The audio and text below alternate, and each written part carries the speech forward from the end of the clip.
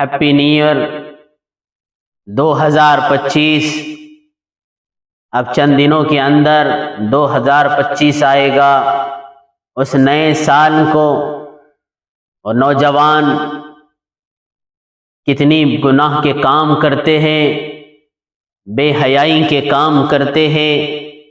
बात ये समझ में नहीं आ रही है कि ये किस वजह से खुशी मना रहे हैं। अरे ये खुशी नहीं है, ये आम का जश्न है, और ऐसा जश्न है जिसमें गुनाह हो रहे हैं।